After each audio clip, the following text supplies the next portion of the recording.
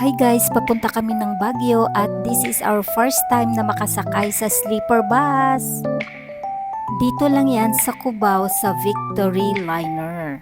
Dahil na-curious kami, kaya nag-try din kami kung ano nga ba mag-travel na naka-sleeper bus. Try nyo rin itong sleeper bus. Habang wala pa ang schedule ng sleeper bus, nandito ang lounge. Maganda siya at may aircon pa. At take note, mayroon pa silang free brewed coffee. By the way, ang binayad namin sa sleeper bus ay 1,500 per head. Pag senior naman ay 1,250. Pumunta lang kami sa Victory Liner sa Cubao at doon na kami kumuha ng ticket. Hindi naman napupuno ang sleeper bus. Sa ticket na yon, doon nakalagay ang iyong bed number. A07 and A07. Kasama kami, ma'am. Ito na po at may free po yung blanket at pwede nyo po yan i-take out. Thank you.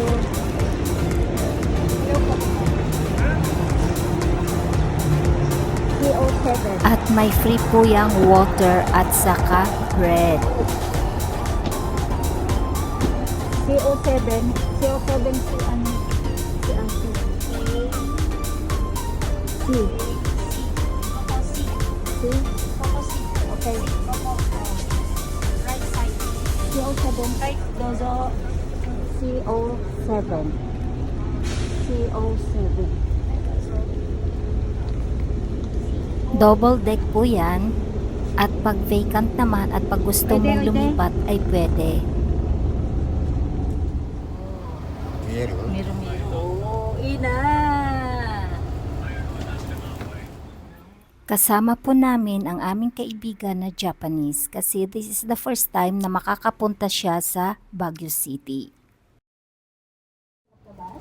Should you need any assistance, please do not hesitate to call me anytime during the day.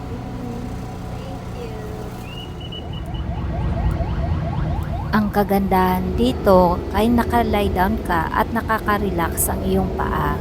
Pwede mo rin i-adjust ang iyong headboard na paupo at pag gusto mo naman pahiga ay pwede mo naman i-adjust na pahiga. Meron din siyang outlet na para pwede kang mag-charge. At kung gusto mo naman ng privacy, meron din siyang curtain na pwede mo siyang i-close.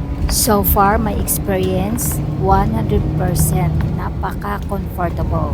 Kasi anytime makaka-relax ka at by the way, mayroon ding CR dito. While lying down, may enjoy mo ang beautiful scenery ng papuntang Baguio. From Baguio City naman, ang kanilang station ay doon din sa Victory Liner. Hindi na rin kami nagpabook. Kumbaga, diretsyo na kaming pumunta doon sa kanilang ticketing office para kumuha ng ticket.